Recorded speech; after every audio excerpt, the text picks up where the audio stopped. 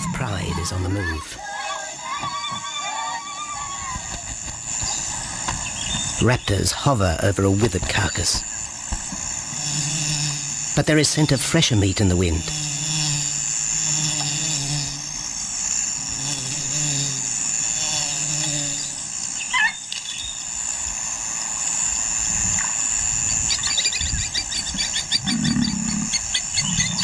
Pickings have been slim for Nabamba's pride since her fight with a startled warthog.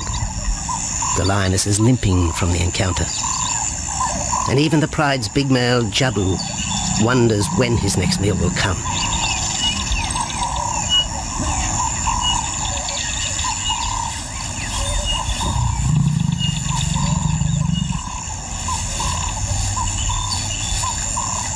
There's been no kill for 3 days, and Nabamba's cubs are hungry. Survival is tough across this tawny continent, and for the lions of Pinda Reserve, etched into the heart of Zululand, only those with speed and cunning will eat.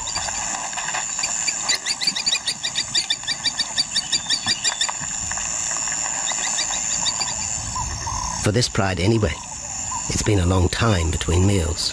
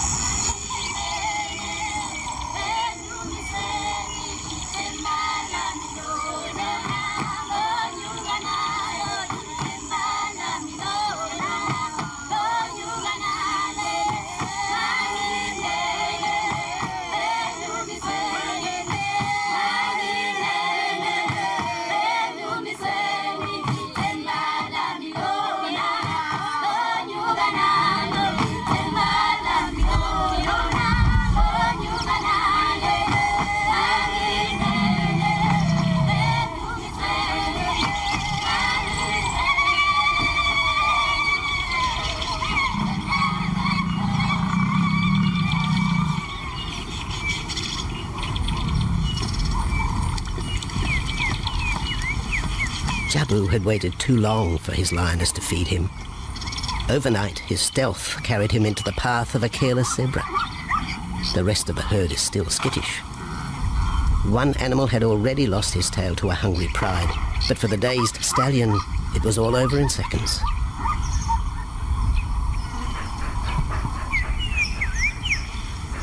The big male watches his kill from a distance, exhausted by the chase, exhilarated by the sport.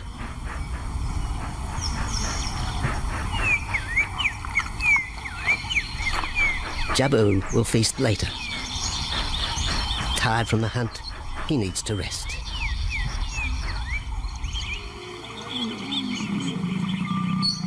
But his prey will be safe. Few scavengers will risk the sudden return of the Lion King.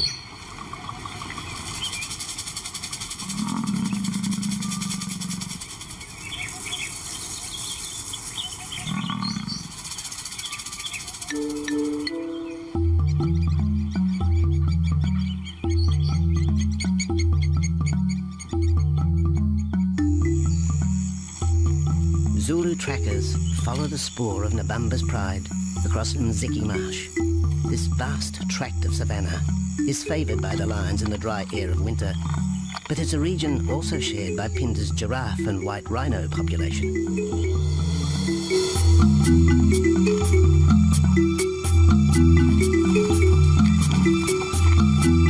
Through modern times, most of southern Africa's wildlife has been ravaged by hunting and habitat loss.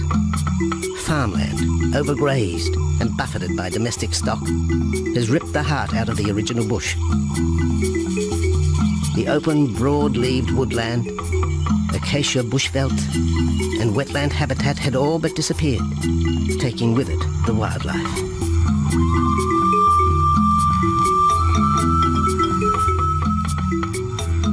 A few years ago, the Pinda project was born. 17,000 hectares of farmland bought up in KwaZulu-Natal along South Africa's eastern seaboard. What followed was the largest game restocking program ever seen on the subcontinent.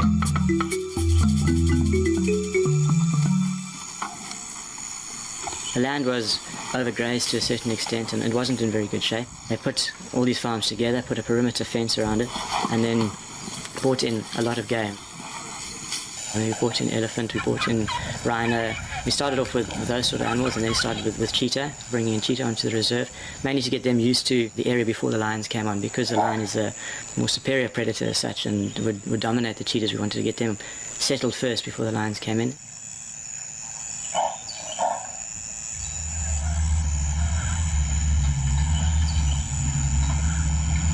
Andrew Lewis is habitat manager at Phinda, one of those committed to the restoration of southern Africa's ecosystem.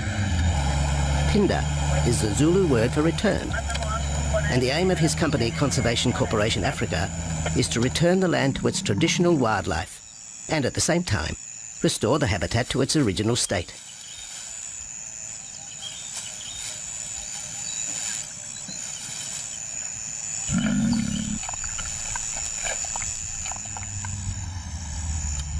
Phinda is cautiously open to top-level tourism, limited and luxurious. Dreams of extending the green frontier require funds, and the reserve's lion pride has already earned its keep.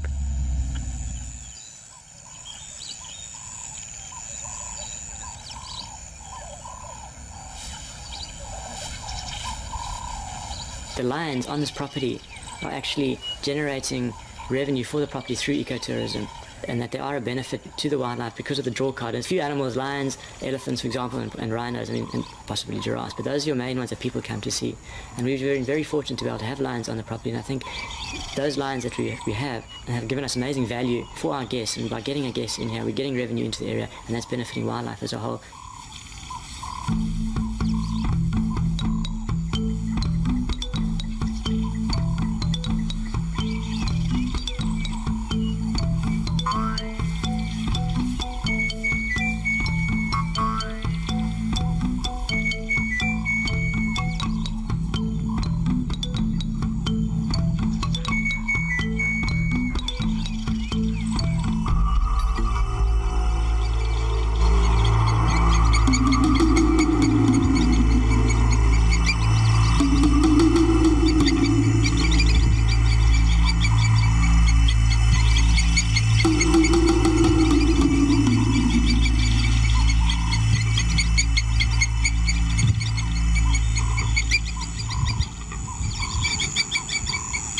Jabu has returned to his kill. He licks the bloated carcass, but still there is no feeding. Lions will gloat over their prey, delaying the first bite until the meat ripens. For Jabu, the prospect of the meal is to be relished as much as the eventual feast.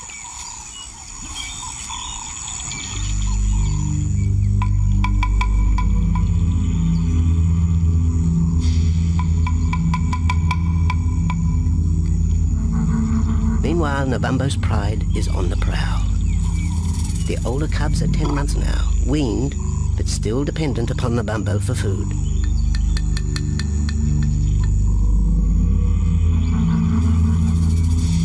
The cubs are learning to stalk, but they won't kill for another 6 months. Young male lions are usually ejected from the pride when they are about 2 years old. Fending for themselves, they form hunting groups with other isolated males. Nabambo's cubs aren't sure what to do with prey so close, but the lioness isn't far behind. Their time for hunting will come. Nabambo's 4-year-old daughter also lives with the pride. She is the mother of the group's youngest offspring, 7-week twins Umveli and Damana. The little cubs have been hidden since birth, and now stay close within the protective circle.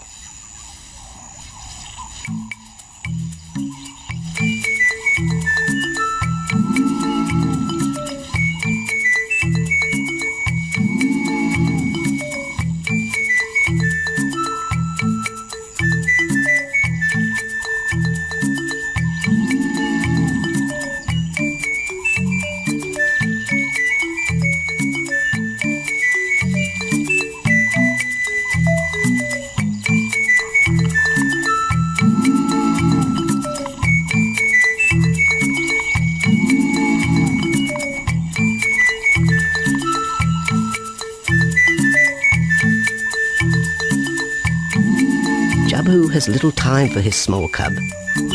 When he is older, the mana will hunt with his father, but for the moment, the big male has nothing to do with his young son. Dejected, the cub finds solace among his siblings.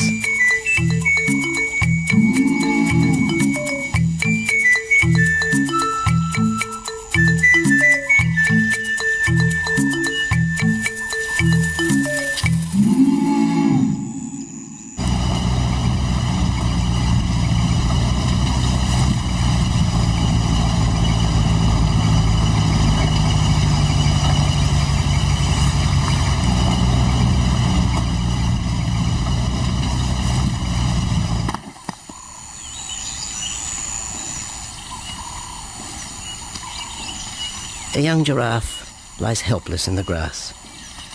The animal's complicated vertebra means it is unable to rest its neck for any length of time. Lack of mobility means blood to the brain slows, leaving the animal disabled.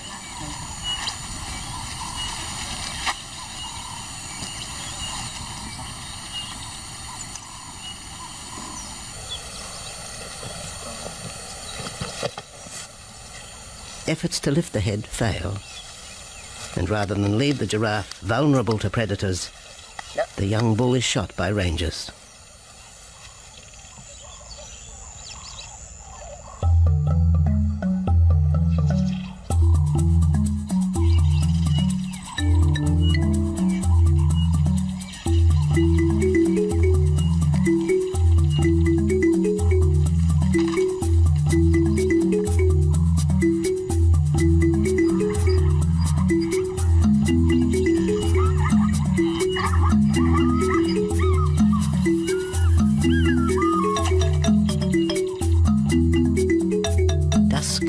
By the waterhole rekindles the interest of the pride.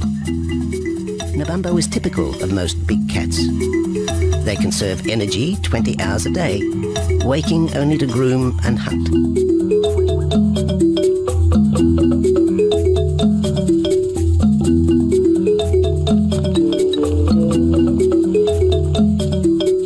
The lioness shows little sign of her injured leg, but the tusks of the warthog have torn sinew and muscle, slowing her in the pursuit of prey.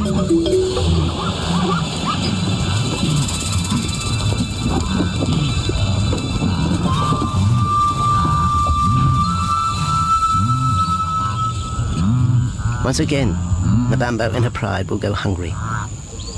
But the big lioness senses another kill nearby. A young giraffe slain by humans will provide meat for her cubs. Leaving the pride, Nabambo follows the scent.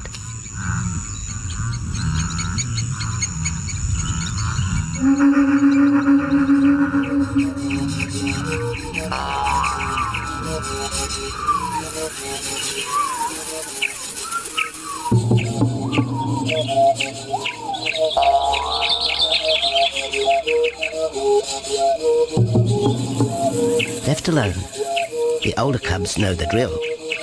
They will wait for Nabambo's call to take them to the kill.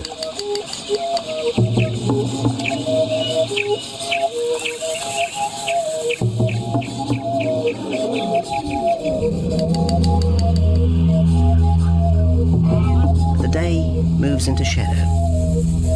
The cubs are restless and a little afraid. Adult lions have few enemies, but cubs, even those 10 months old, are at the mercy of leopard and other predators.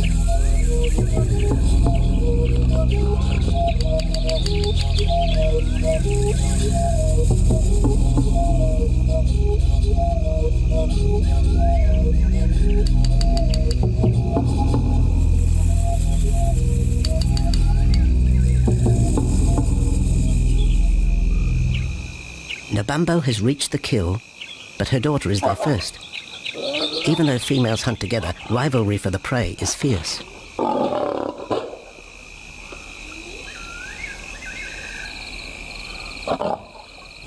The big lioness begins the trek back for her cubs, but the youngsters have heard her call and they meet halfway.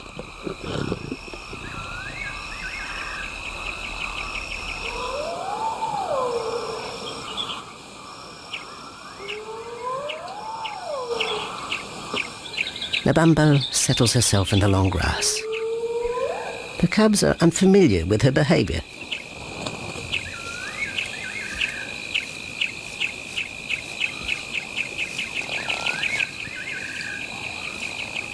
A female will usually head the charge with any kill, splitting the hide of the victim and leading the way for the pride to eat. But there is human scent around the giraffe, and the big lioness is cautious. She watches her cubs, hidden, alert to any potential threat.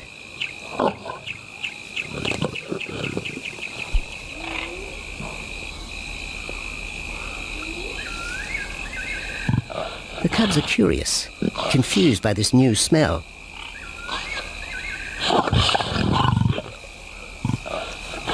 The lioness moves in for a final check, but she has already made up her mind. The carcass is tainted. There are foreign traces, a dangerous ambience. Instinct tells her this is not food fit for her cubs. Disappointed, the bumbo moves away, the scent of another night stalk already in the wind.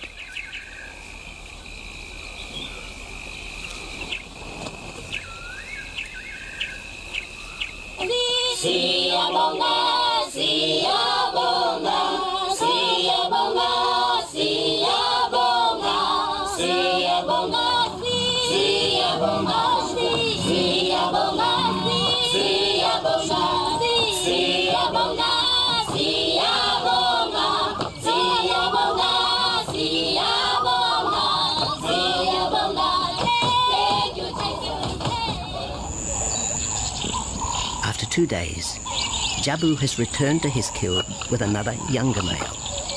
3-year-old Tembi is a son from a previous liaison with Nabumbo, and the two paired up after Tembi was ousted from the pride.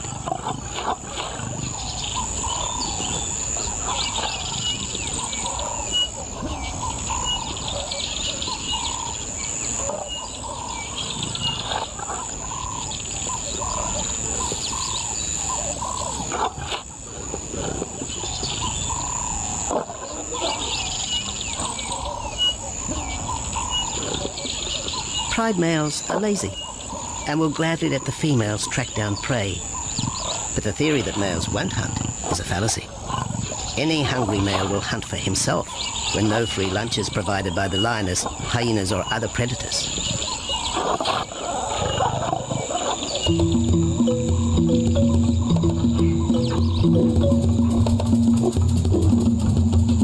Smaller creatures scatter in the vicinity of the two lions. There will be no hunting for a while. Bloated after the zebra kill, both males will sleep for the next day, oblivious of their surroundings.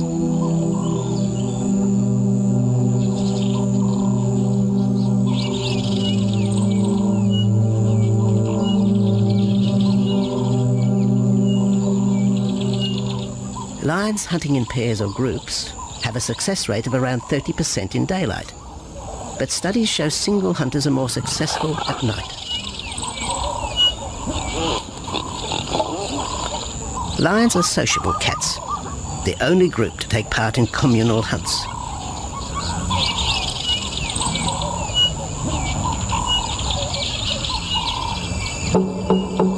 Ambush is an important part of the lion's strategy. Often one pride female will round up the prey from the front, driving it towards a second lioness.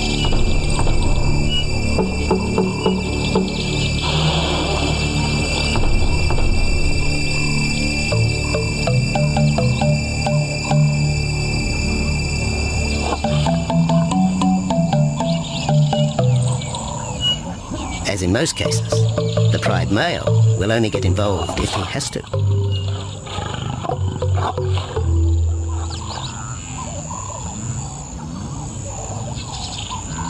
Accidents involving humans are rare in southern Africa's game reserves. Our primal fear of being eaten has been well documented, but in fact, lions seldom attack if they're not provoked. At Phinda, great care is taken to limit the number of people viewing game. Emphasis is placed on causing the animal as little stress as possible.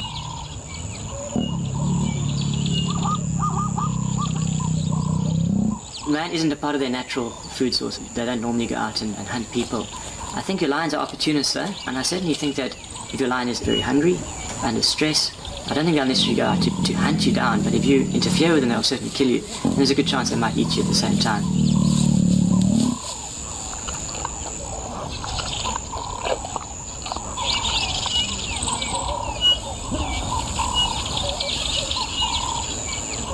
With all animals, it's how you treat them is what's the reaction you're going to get back from them. Certainly at Pinda, all our guides go through a training course and they're all brought up to a certain standard. There is a certain operating ethic with regards to viewing animals, and we certainly try and be as sensitive to the animals as possible.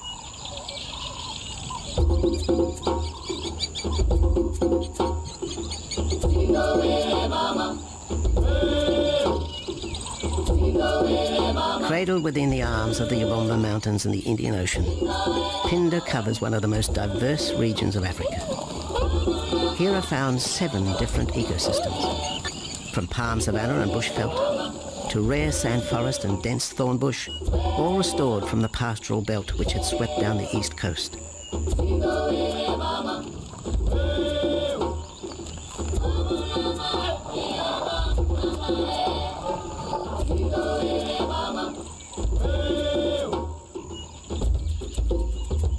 Where cotton, pineapple and cattle farms once stood, lion now roam their habitat again, alongside some traditional neighbours.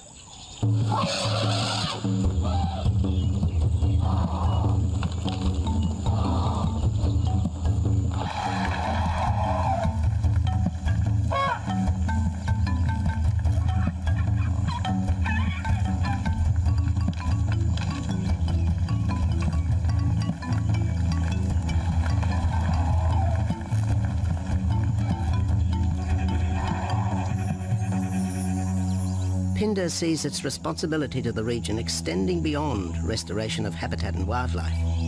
It provides schools and a clinic for the local Zulu community, as well as employment.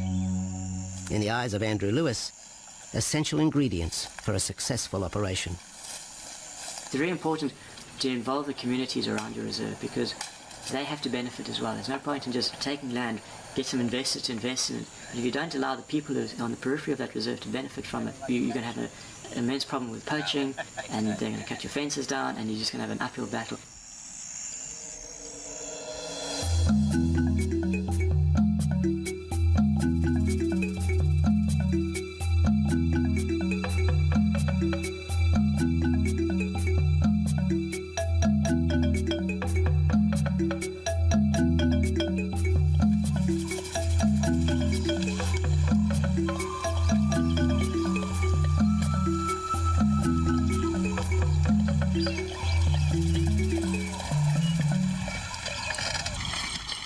In 1992, the Pinda lions were among the first of the big 5 animals to be relocated to the reserve.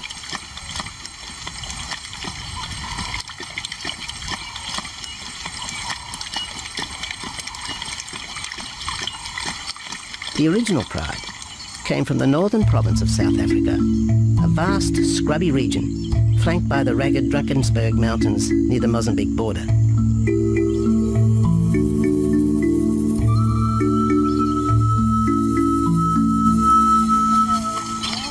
Peter Rogers helped round up Pinda's first pride, handling the lion's capture and subsequent move south. Today, he's head vet at the Hoedspruit Research and Breeding Centre for Endangered Species, overseeing its cheetah breeding program.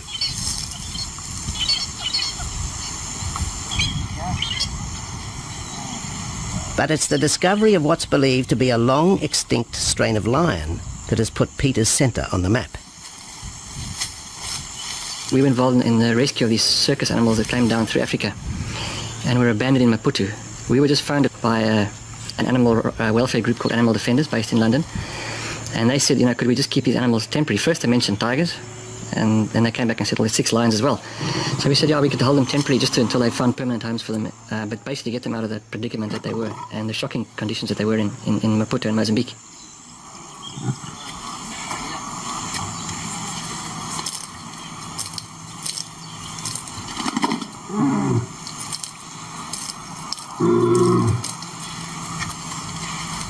When the lions arrived at the breeding centre, their size, pale colouring and the male's thick black belly mane put them into the category of the Cape or Barbary lion, not seen in the wild since the early 1920s. A few still exist in captivity, and a male and female were brought to South Africa from an Italian zoo for breeding purposes. But attempts to mate Akef, the big male from the ill-fated Mozambique circus, with the Italian female are proving difficult.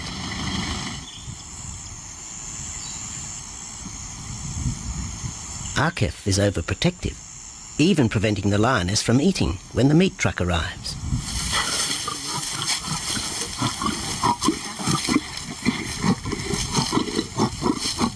Finally, though, Sisi makes her breakthrough.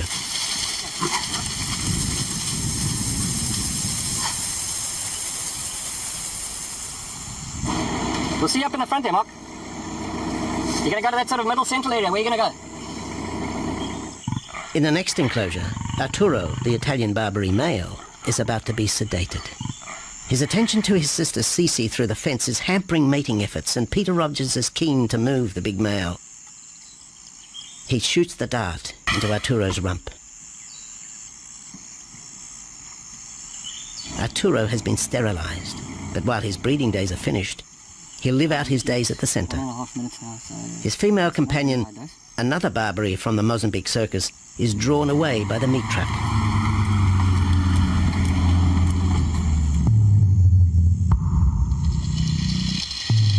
It's 20 minutes before the anesthetic takes effect.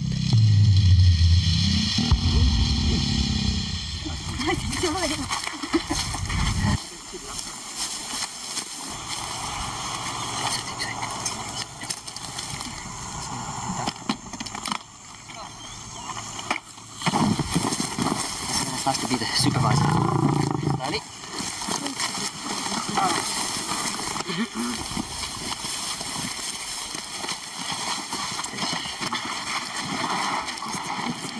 You'll need all your help at the bottom just to put him back into the cage, okay? One, two, three. Yeah.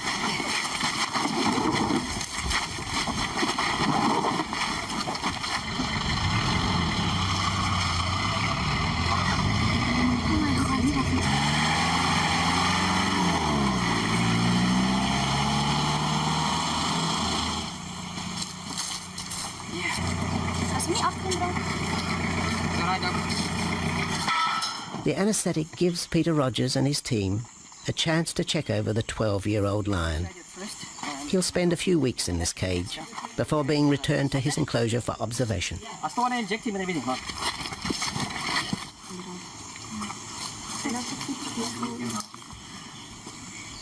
It's very exciting to be part of this project because they feel that there are perhaps not many Barbaries, if any, that are really pure, that are left even in captivity. They feel that over time other animals from other genetic bases are brought in. So there's a big project afoot at Oxford University to do the genetics. So that's just getting off the ground now. Okay. We just put under the skin and the neck if we can find the skin under this big beard of his. Normally lions wouldn't have this many ticks, but being from Italy, a European lion, he doesn't have that innate or inherent resistance to ticks. It does come with time. Like a bit of a bit like this. What we can do is put him in there and roll him over inside there. Immediate term now is to get these ones to breed. And we'll take it day by day from there and see how it goes. But the prime object initially was just to get these animals back into good health, and it's developed into something a lot bigger.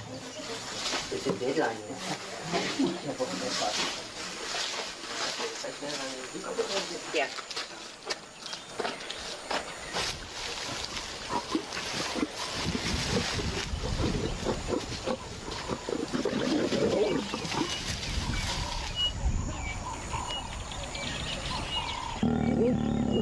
While the breeding centre's lions are healthy, it's not the case a few kilometres away in the Kruger National Park, where TB has ravaged half the population. Infected buffalo have been blamed for the outbreak, primarily in the south of the park, and attempts are being made to fence off the diseased area.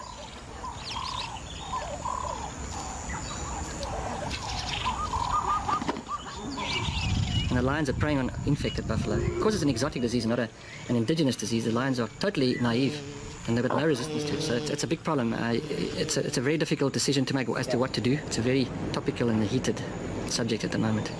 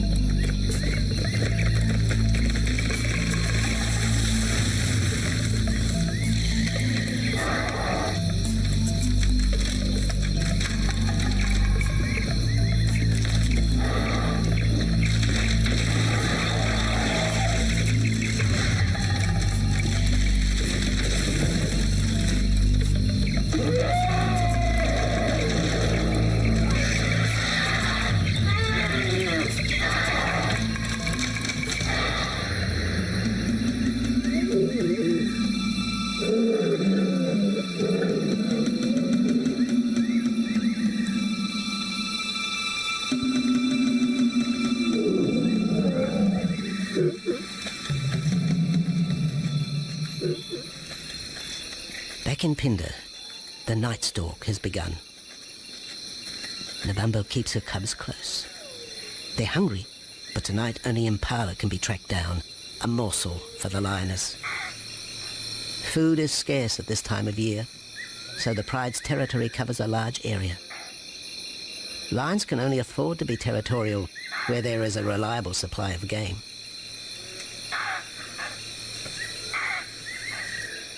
Jabu wants to mate. He's been with his pride for nearly a year now. But Nabambo would prefer a larger group of males around her. Eventually, though, Jabu will have to join forces with other males to have a chance of keeping this pride. The big male is only 7 years old and a fine specimen, weighing in at just under 200 kilograms. For the moment, he's secure. Although tonight, Nabambo has hunting on her mind.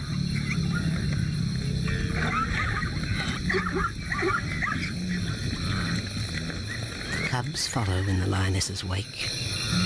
If there is a kill, she will feed first. Often, weak cubs lose out to a hungry mother. High juvenile mortality rates are the result of lean times.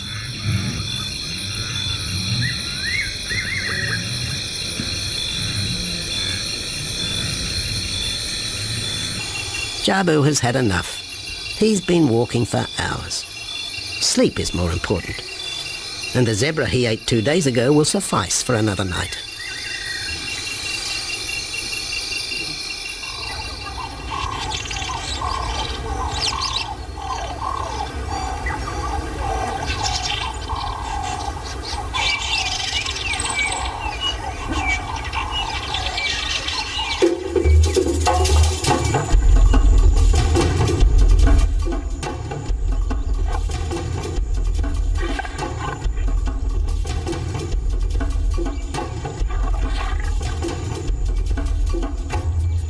Nabambo has made a kill, a young Nyala buck.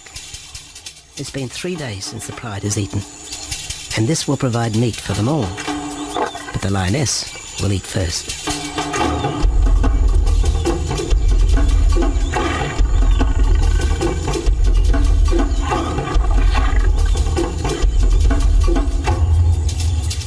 The cubs know the routine. They will get their turn. But Nkosi is hungry. He creeps towards his mother. As the biggest of the cub,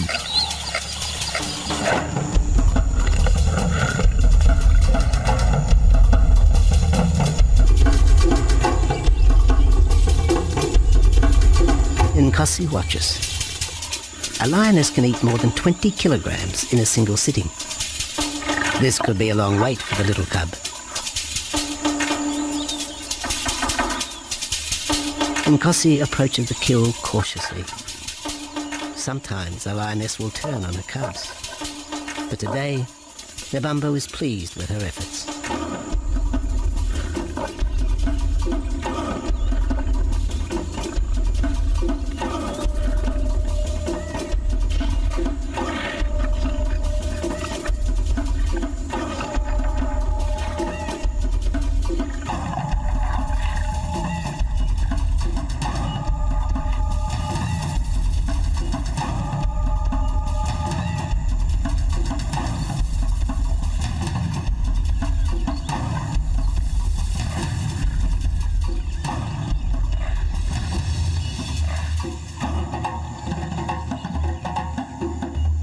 Nebambo has had her fill, for the moment anyway.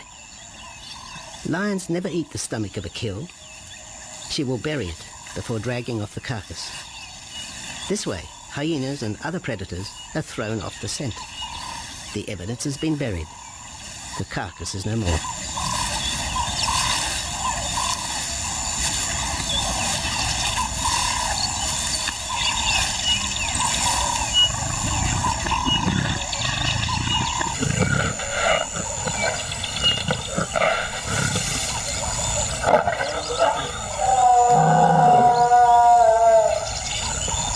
Nebambo's daughter hears the call. It is the second this morning. The first was the strangling cry of the Nyala as Nebambo broke the young buck's back. There was no struggle. The big lioness is a seasoned hunter.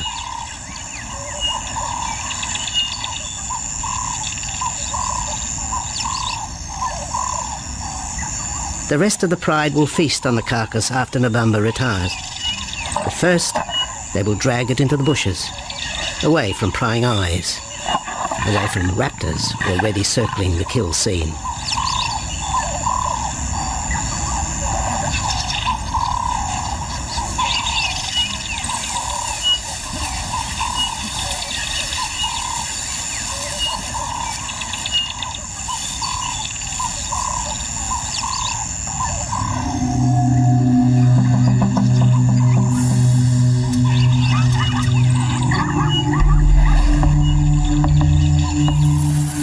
Kill has created a nervous edge. Even the hippo, its bad temper legendary, is flustered, anxious to protect its waterhole. The wildebeest are a favourite prey for lions. Naturally, they feel vulnerable. But for the pride, there is no agitation. Gorged, they will sleep for the next day. Even Mveli and Damana, the 7-week twins, have tasted blood for the first time. But it will be many months before they take part in a hunt.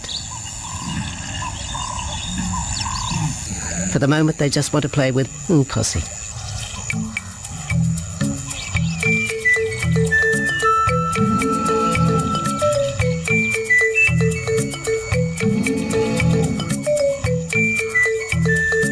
The older cub is beginning to take on the shaggy mane of the bigger males.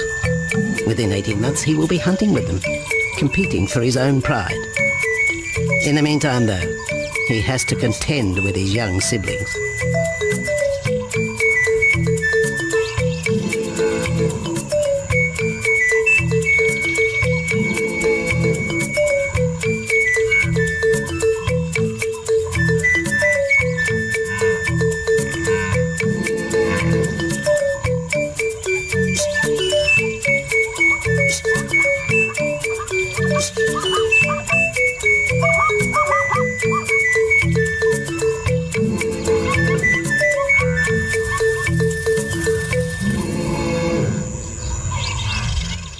Jabu rejoins the pride. He has missed out on the kill, but he didn't share his zebra with the rest of the pride the previous day.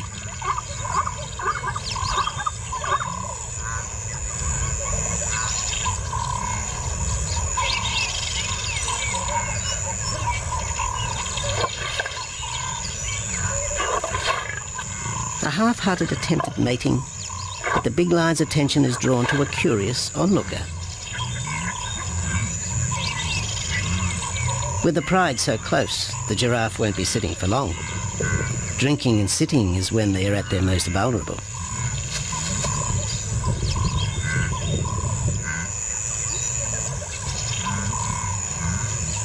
Jabu keeps an eye on his group. Pride takeovers by other males are common, and savage fights can occur between the pride male and the intruder. If a takeover is successful, the new male will usually kill all the suckling young of his former rival. When a nursing mother loses her cubs, she comes into heat within a few weeks. The normal interval between cubs is about 2 years, with a gestation time of 3 to 4 months.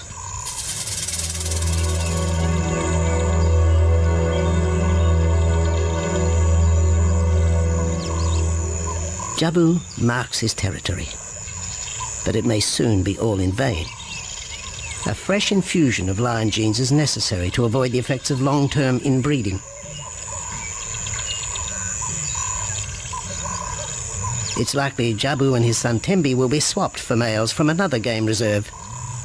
This will broaden the bloodlines of future lions and avoid the genetic risks currently facing the pride at Phinda.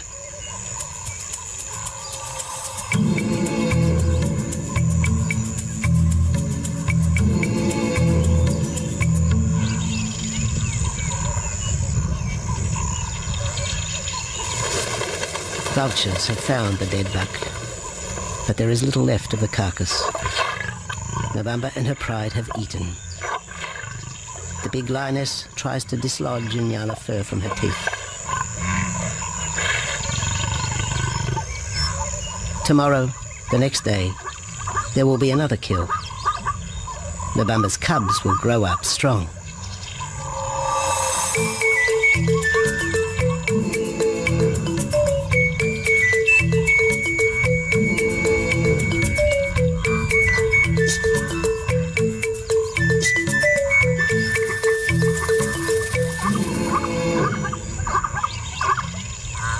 The lion is the greatest of all predators, the essence of all that is Africa.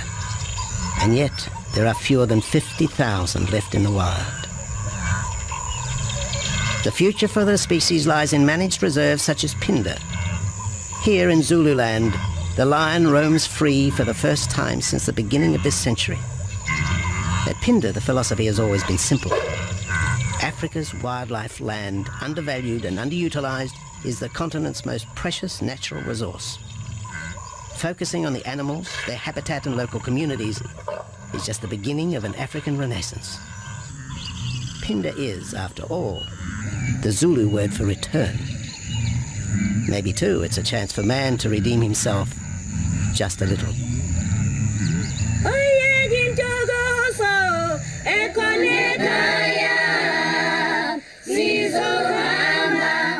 Hallelujah.